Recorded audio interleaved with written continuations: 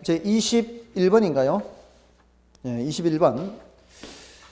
자, 21번은, 자, 요거는, 투자론이죠. 요거는 이제 평균 분산 결정법에 대한 내용이죠.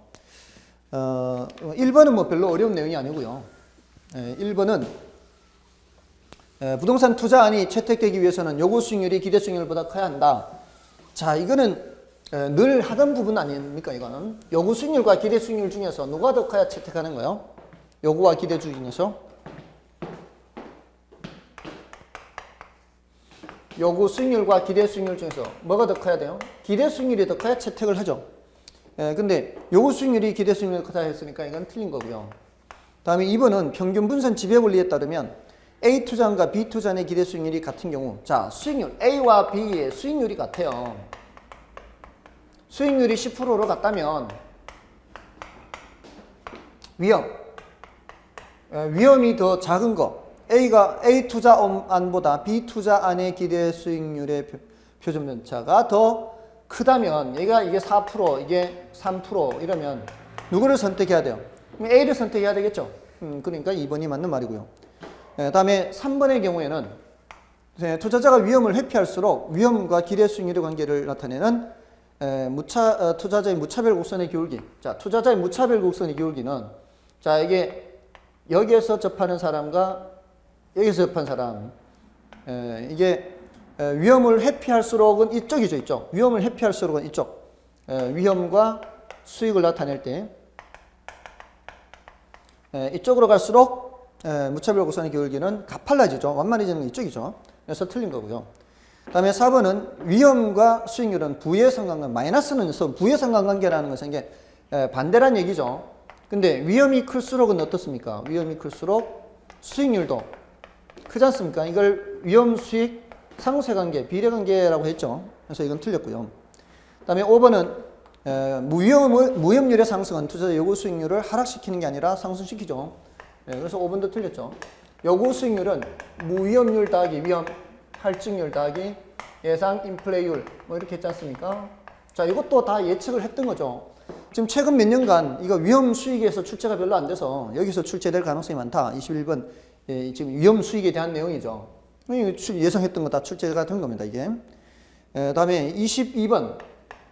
22번은 자, 이거 투자 분석 기법에서 이거 자주 나온다고 했지 않습니까? 다만 이거는 모든 지문을 다 계산해야 되니까 이런 거는 일단 패스해야 되는 문제라고 말씀을 드렸죠. 지금 자료가 총 투자액이 얼마고요? 총 10억이고요. 그 중에서 내 돈이 얼마요? 내 돈이 6억이죠. 지분이 6억이고요. 그러면 저당 대출 타인 자본이 4억이란 얘기겠죠. 자, 근데 세전이 6천만 원이에요. 세전이 6천만 원이고, 그 다음에 부채 서비스액이 4천이죠. 부채 서비스액이. 자, 이 소리는 뭔 소린가요? 이게 가유 순전할 때 순영업소득은 1억이라는 얘기죠. 순영업소득에서 부채 서비스를 빼서 이렇게 세전이 되는 거니까 순영업소득 1억이라는 걸 계산할 수가 있죠. 그 다음에 유효총소득 승수가 5란 얘기는 유효총소득 승수가 이게 5란 얘기는 5배란 얘기죠. 5배. 총 투자액이 5배. 뭐의 5배? 유효총소득의 5배란 얘기예요. 그러니까 총 투자액 10억이 5배란 얘기예요. 그럼 유효총소득이 얼마인지 알 수 있죠? 유효총소득은 얼마란 얘기예요? 유효총소득은 2억이란 얘기죠. 2억. 유효총소득 2억에 5배 10억 이렇게 된 거죠. 자, 그래서 이렇게 되는 거죠. 이렇게.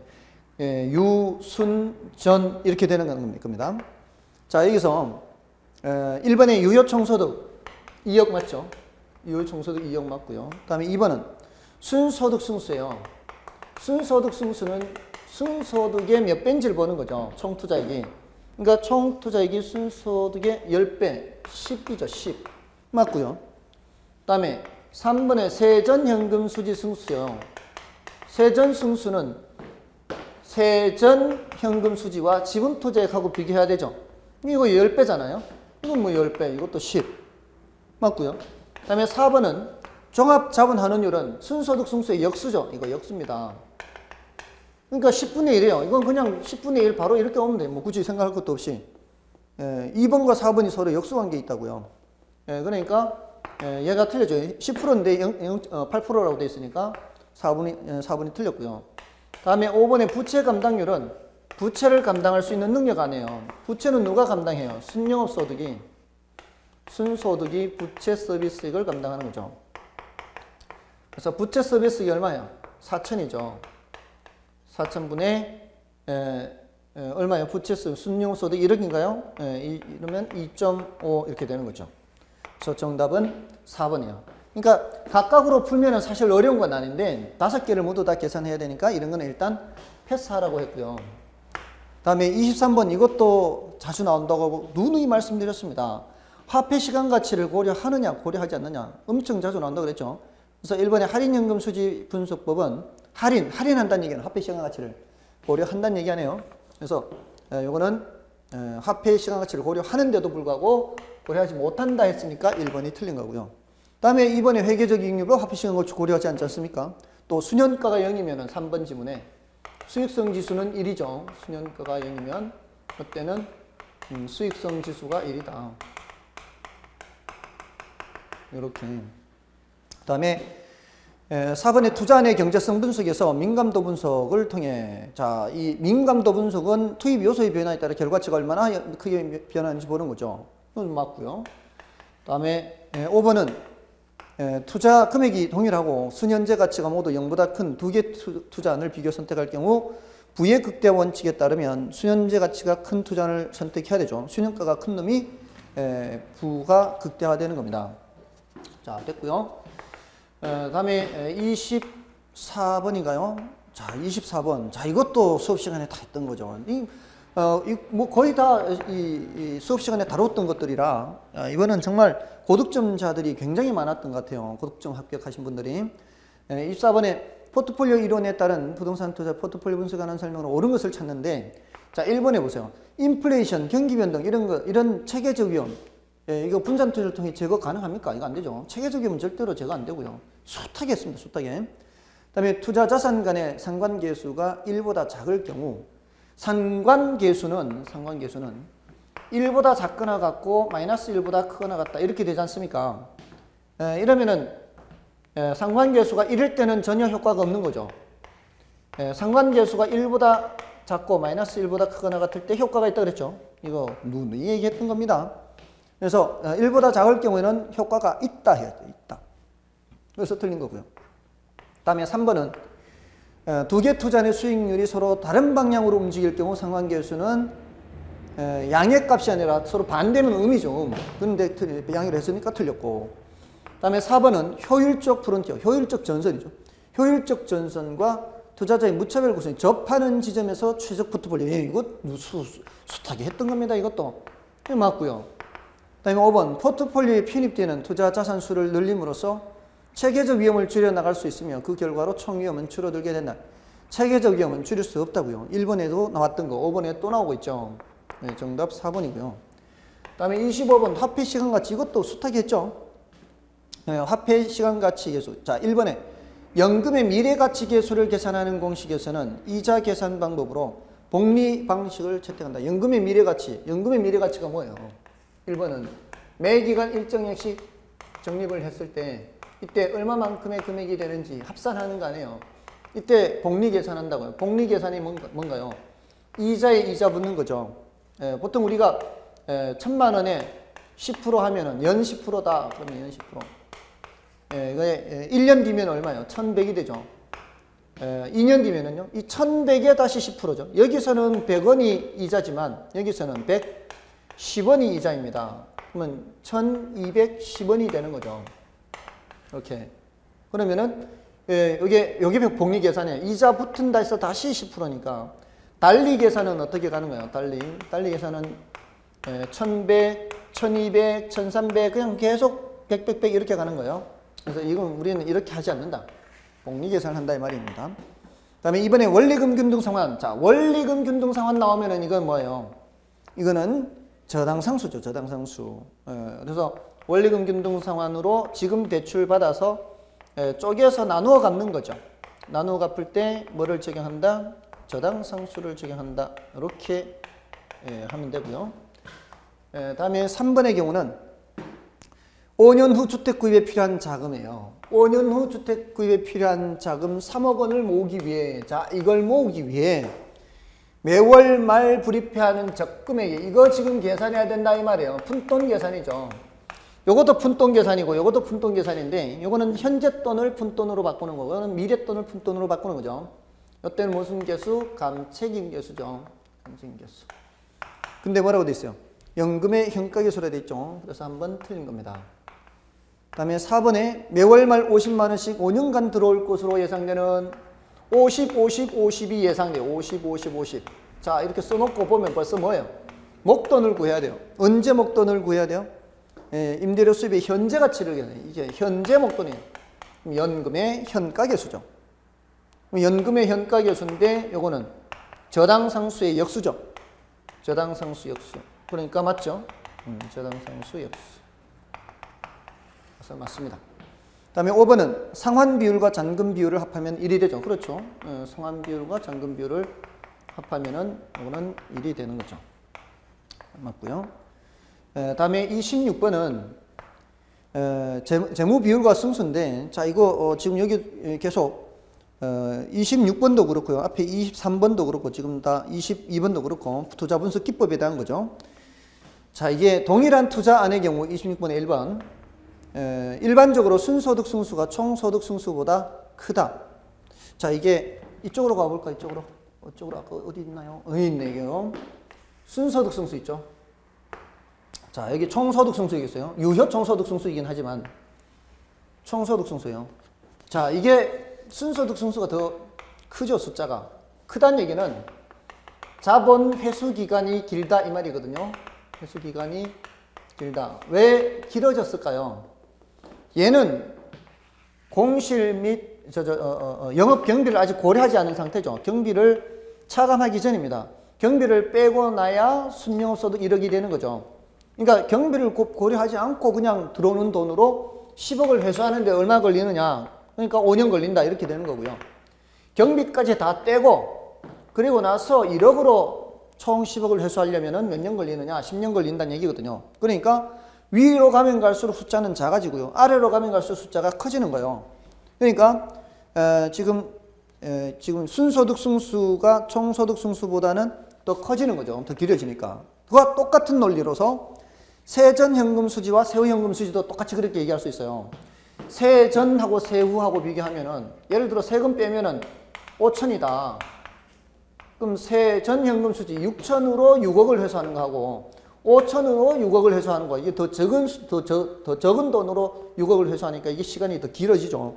세후가 더 길어져야 되는데 세전이 더 크다 이렇게 했으니까 2번이 틀린 거예요. 그래서 26번은 2번이 틀린 거고요. 다음에 3번은 부채 감당률이 1보다 작다. 이것도 앞에서 계산했죠. 몇 번에? 22번인가요? 22번에서 계산했을 때 부채 감당률은 부채를 감당할 수 있는 능력이잖아요. 이게 1보다 작다는 거는 감당이 안 된다는 얘기죠.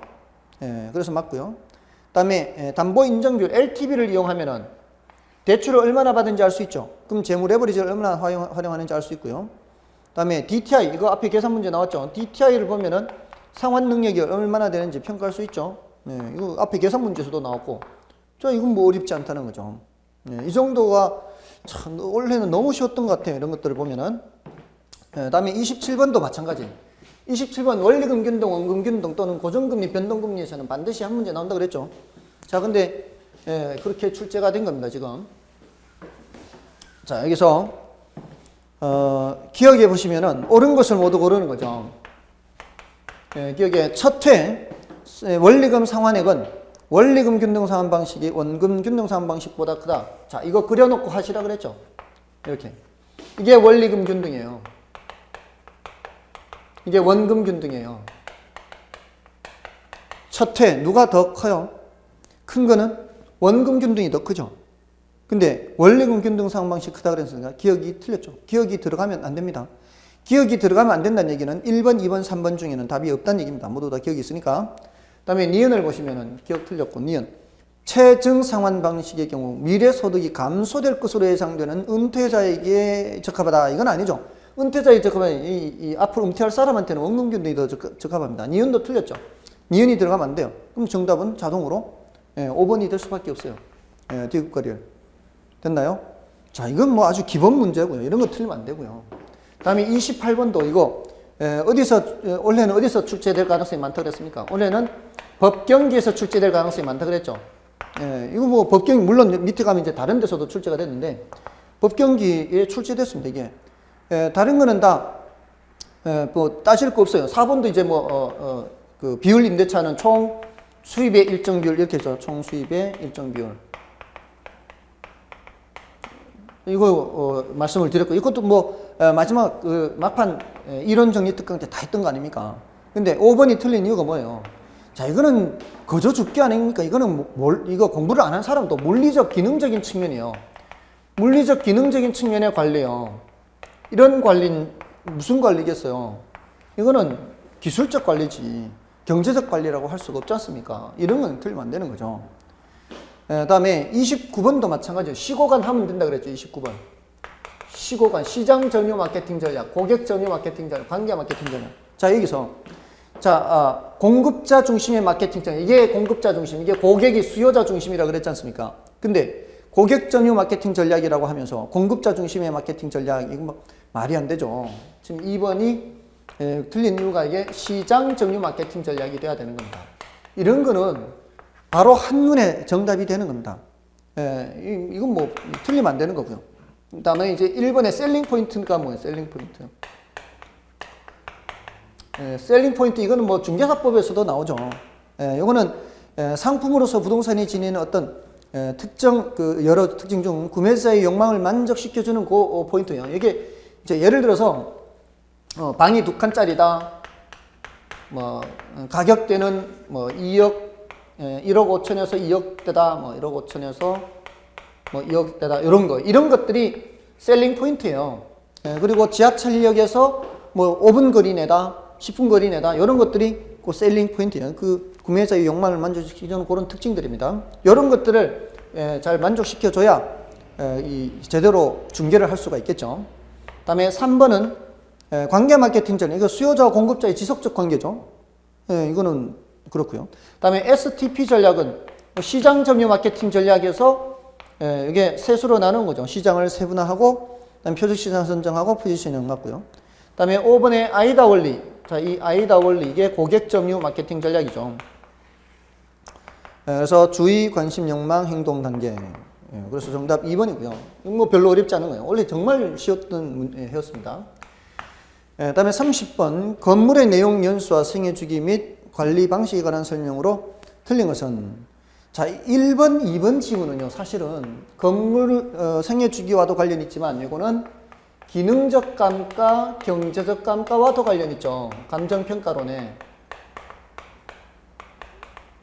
기능적 감가는 부동산의 내부 요인과 관련되는 거고요. 경제적 감가는 부동산의 외부 요인과 관련되는 거죠. 그래서 1번에 건물과 부지 부적응, 설계불량, 설비불량, 건물의 외관과 디자인 낙후는 기능적 내용 연수에 영향을 미치는 요인이다.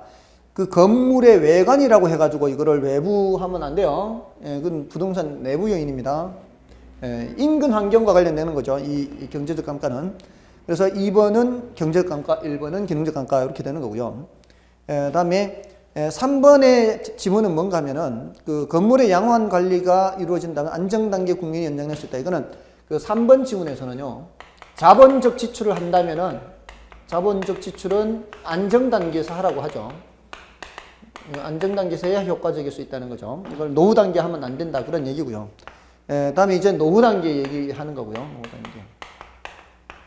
그래서 이거는 안정단계, 노후단계 얘기고요. 뭐 건물의 생애주기에서는 좀 체크를 한다면 3, 4번 단계를 좀 주의를 하라고 말씀을 드렸는데 이건 뭐 10분의 1이어서 그렇게 중요한 건 아니라고 했죠.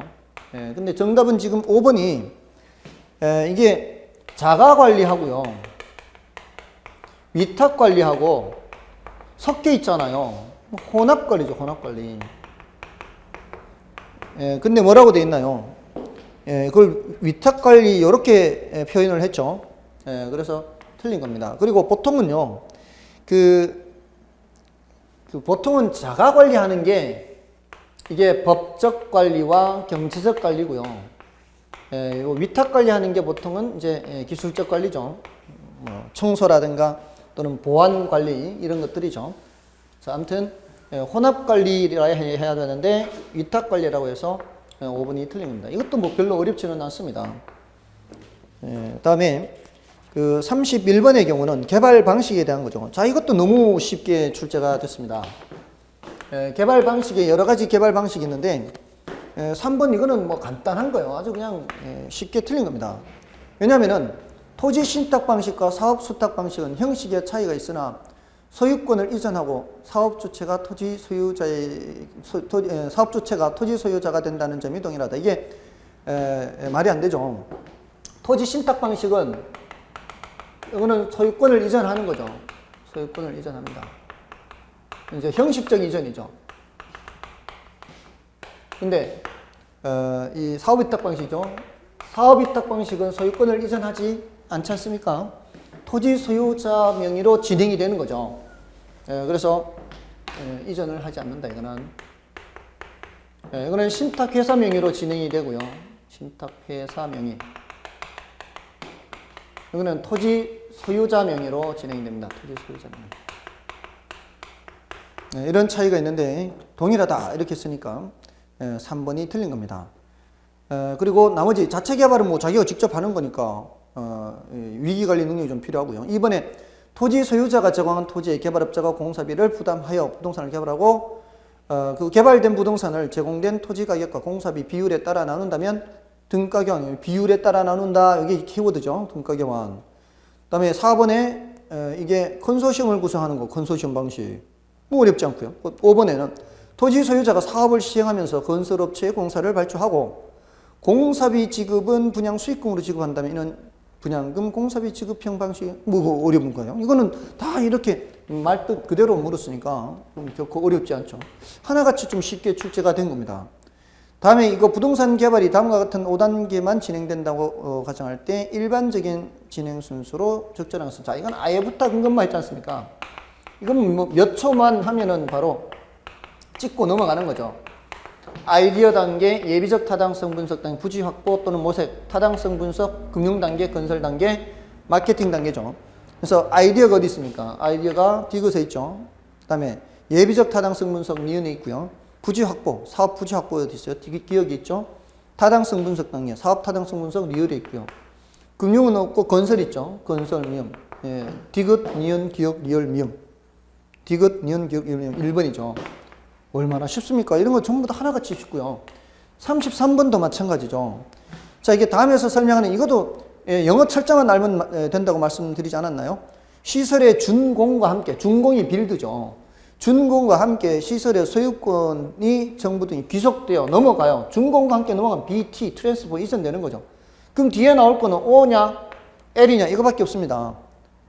그리고 사업 시행자가 정해진 기간 동안 시설에 대한 운영권을 가진다고 했어요. 운영권을 가지고 수익을 내는 것은 오퍼레이트죠. 운영하는 거. 그럼 BTO지 않습니까? 2번이고요. 아니, 이건 뭐 시간도 별로 걸리지 않고요. 난이도도 낮고요. 이건 뭐 너무 쉬웠던 것들이죠. 그 다음에 자 34번은 토지 취득 방식에 따라 개발 방식을 분리할 때 다음에서 설명하는 개발 방식은 택지가 개발되기 전 토지의 위치, 지목, 면적, 등급, 이용도 및 기타 사항을 고려하여 택지가 개발된 후 개발된 토지를 토지 소유자에게 재분배, 여기 키워드 재분배. 개발된 토지를 재분배하는 건 뭐예요? 원래 갖고 있던 땅. 예를 들어 어떤 지역을 이제 택지 개발을 해요. 개발하기 전에는 땅이 울퉁불퉁 모양이 이런 땅이에요.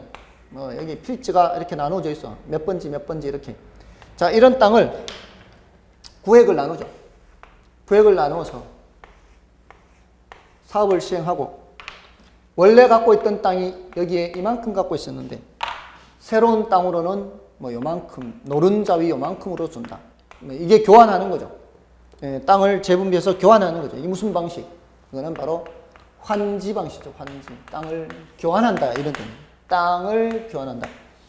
그래서 1번에 밑에 건 뭐 볼 것도 없어요. 도시개발사업이라는 뭐 적용하긴 하는데 이 방식에 따라 개발된 토지의 재분배 설계 시 평가식이나 면적식을 정의할 수 있다. 평가식이나 면적식은 이거는 이제 평가를 각각 해야 되는 거고요. 면적은 이제 면적에 따라 나누는 거죠.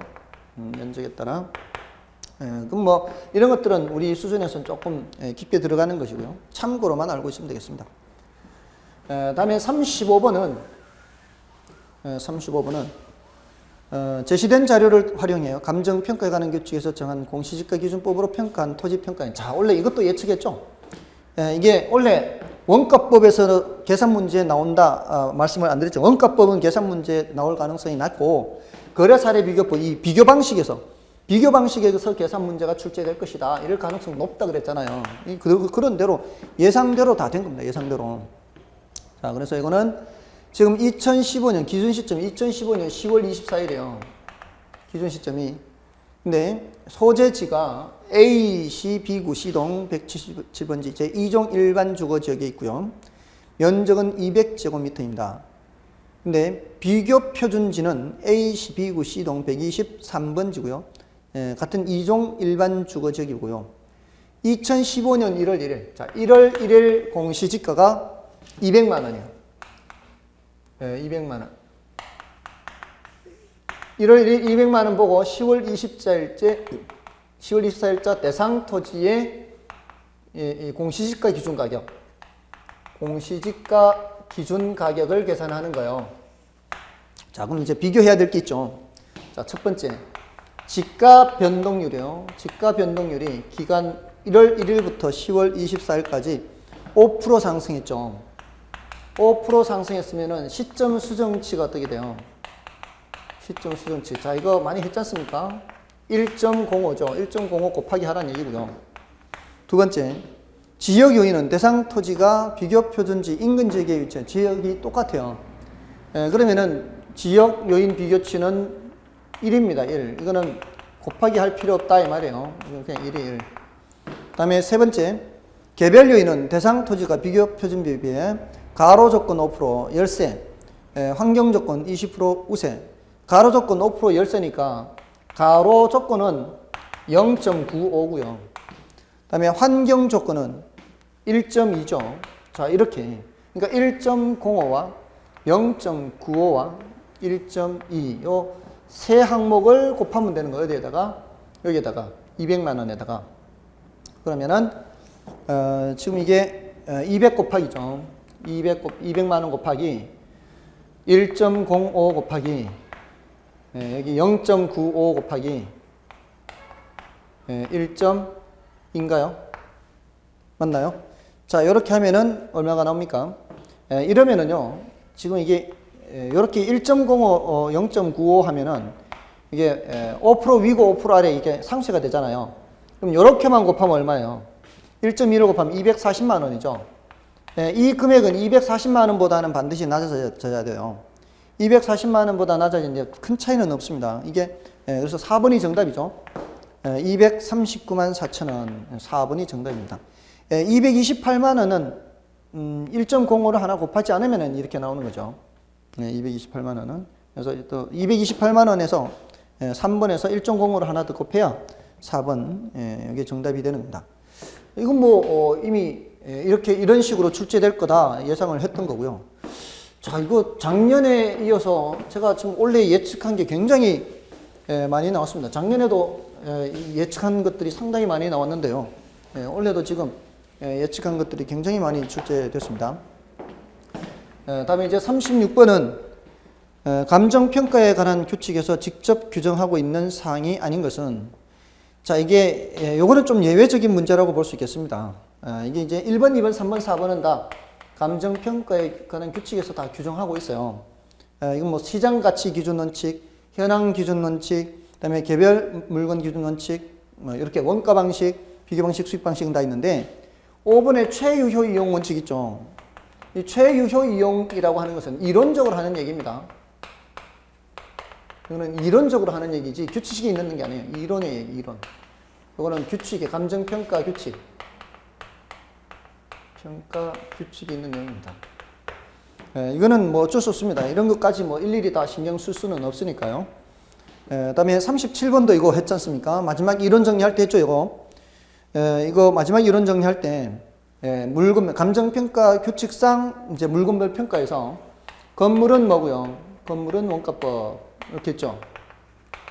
또 이번에 집합 건물의 소유 및 관리에 관한 법률상 토지 건물을 토지 부분과 건물 부분 함께 할 때는 거사비죠. 거사비.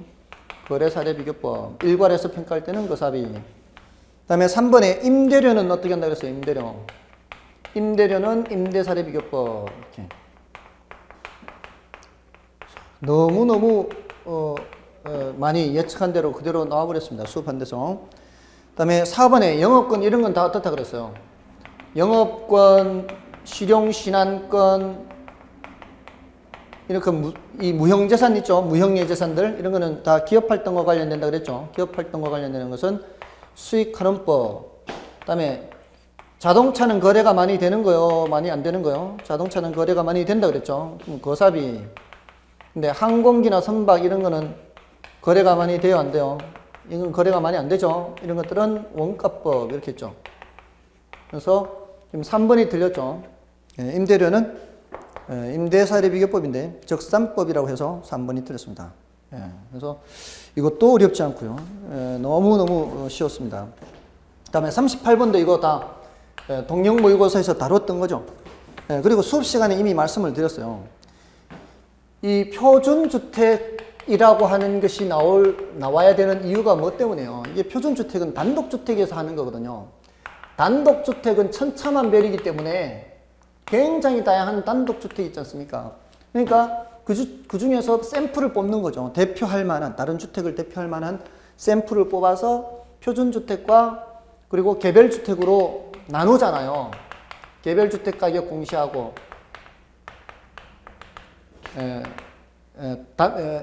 표준주택 가격 공시하고 개별주택 가격 공시하는데, 공동주택은 어떻다 그랬습니까? 공동주택은 아파트 연립 다세대 이런 거죠. 이런 것들은 어떻습니까? 이 네모난 틀 안에다가 설계하는 거 아닌가요? 네모난 틀 안에다 현관 만들어서 이렇게 방 나누고 뭐 2베이니, 3베이니 뭐 이렇게 하면서 만들죠. 공동주택은 이미 표준화가 돼 있어요. 이미 표준화가 되어 있기 때문에 얘는 표준주택이라는 걸 따로 만들 필요가 없죠. 근데 지금 뭐라고 돼 있나요? 4번에. 표준주택은 단독주택과 공동주택 중에서 각각 대표성 있는 주택을 선정이 말이 안 되는 거예요. 4번이 틀린 거예요. 이 구조를 이해한다면 이거는 틀릴 수가 없는 거예요. 그리고 1번에 이 모든 이 부동산 가격 공시의 모든 공시 기준일은 다 매년 1월 1일이죠. 표준지 공시지가든 개별 공시지가든 표준주택 가격이든 개별주택, 공동주택 모두 다 기준일은 공시 기준이 1월 1일. 그 다음에 2번에 토지를 평가하는 공시지가 기준법은 표준지 공시지가를 기준으로 한다. 그렇죠. 토지를 평가할 때는 조금 전에 나왔던 여기서 이렇게 할 때 토지는 뭐를 기준으로 해야 된다? 토지는 공시지가 기준법입니다. 표준지 공시지가를 이용하는 거다 이 말입니다. 다음에 3번에 개별 공시지가를 결정하기 위해 토지가격 비준표가 활용된다. 네, 요 표준지 공시지가와 개별 공시지가 이렇게 할 때 요 표준지 공시지가를 가지고 개별 공시지가를 산정할 때 뭐를 활용한다고요? 토지 가격 비준표를 사용한다 그랬죠. 토지 가격 비준표. 이걸 활용해서 이거 개별 공시지가를 산정하고요. 다음에 5번은 모두 다 이 신청할 수 있다 그랬죠. 표준, 개별, 공동, 표준, 개별 모두 다 5가지 모두 다 이 신청을 할 수가 있습니다. 4번이 정답이었고요. 다음에 39번은 다음은 감정평가 방법에 관한 설명이다. 괄호에 들어갈 내용으로 옳은 것은 원가법은 대상 물건의 재조달 원가에 무엇을 해서 대상 물건의 가액을 산정하는 거예요? 일단 원가법은 재조달 원가를 산정해야 되죠. 재조달 원가를 산정한 후에 뭐를 해서 감가 수정을 하여 하죠. 그래서 재조달 원가 마이너스 감가 수정액 하죠. 그 금액으로 나타낼 때는 그래서 재조달 원가에서 감가 수정액에서 적산 가액을 산정하죠. 또는 적산 가격. 자, 그러니까 기억에는 감가 수정이 들어가요. 감가 수정. 다음에 두 번째, 거래사례 비교법을 적용할 때 거래사례 비교법은 사정, 보정, 시점 수정, 가치 형성 요인 비교 이렇게 사정, 보정이 들어가야 되죠. 사정, 보정. 이게 니은에 들어가는 내용. 사사시지계면 하지 않습니까? 사사시지계면, 비사사시지계면. 그 다음에 수익환원법은 어떻게 하는 거예요? 수익환원법은 장래 예상되는, 장래 산출할 것으로 예상되는 또는 기대되는 순수익이나 미래 현금 흐름을 환원하거나 할인하여 하죠. 환원하거나 할인하여. 환원하거나 할인하여. 예, 순수익은 환원하고요. 순수익은 환원하고. 미래 현금 흐름은 할인하여. 이게 수업 시간 다 이렇게 했던 걸 그대로 나왔습니다. 원래 그래서 정말 지금 이제 연락이 오는 분들이 고득점이 많습니다. 80점 이상 고득점이 많습니다. 그래서 정답은 39번의 기억이 되죠. 1번이죠. 1번이 정답이고요. 다음에 40번도 이거 누구도 했죠. 원래 이거 출제 가능성이 높다 그랬죠. 거래사례 비교법, 비교 방식에서 나올 가능성이 높다. 여기서 나올 가능성이 높다. 이 가격제 원칙. 이거 5개는 무슨 일이 있더라도 해 두시라 그랬죠. 거기서 나온 거 지금 40번에 2번. 균형의 원칙은 뭡니까? 균형의 원칙과 관계되는 것은 기능적 감가 아닙니까? 기능적 감가.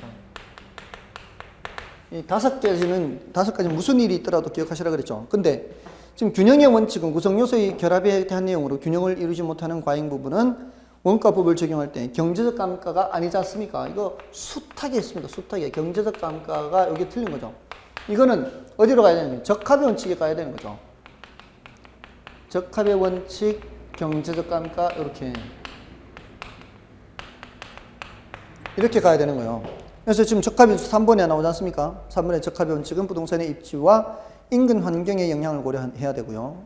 그 다음에 대체 원칙, 이거는 지금 5가지 제가 꼭 기억하시라고 했던 것 중에 지금 3가지가 다 나왔죠. 대체 원칙, 적합 원칙, 균형 원칙, 그리고 변동 원칙, 그 다음에 기회 원칙. 5가지 무슨 일이 있더라도 해두시면 지금 2, 3, 4 중에 지금 정답이 나왔으니까 관계없고요. 1번 최유효형은 늘 하는 얘기 아닙니까? 이거는 뭐 늘 하는 얘기니까 당연히 나오는 얘기고요. 그 다음에 5번의 예측 및 변동의 원칙은 부동산의 현재보다 장래 활용 및 변화 가능성을 고려한다는 점에서 수익환원법의 토대가 될 수가 있고요. 이건 뭐 그렇게 어려운 건 아니고요. 뭐 워낙 쉬운 지문이 정답이 이미 되어버려서 이거는 뭐 판단하기가 그렇게 어렵지가 않은 내용이죠. 자, 이렇게 40번까지 다 봤는데 원래는 지금 뭐 해설하면서도 너무너무 쉬운 거예요, 이게. 다만 이제 4번하고 8번이 약간의 그 시비거리가 될 수는 있어요. 그래서 이거는 뭐 따로 이 신청을 한다거나 뭐 이렇게 해야 될 부분이고요. 지금 원래 출제 가능성이 높다라고 해서 얘기했던 것들, 평소에 연습했던 것들, 계산 문제들, 그 주제별로 말씀드렸던 것들, 그런 것들 거의 출제가 된 겁니다. 그래서 그런 것들이 아마 여러분들이 80점 넘게 합격하신 분들이 많게 된 요인이 아닌가 그렇게 생각합니다. 그래서 올해는 10년간 가장 쉬웠던 문제였기 때문에 아무래도 내년은 이거보다는 좀 어렵지 않을까 그런 생각을 해볼 수 있겠습니다. 애쓰셨고요. 새로운 강의로 만나 뵐 수 있도록 하겠습니다. 감사합니다.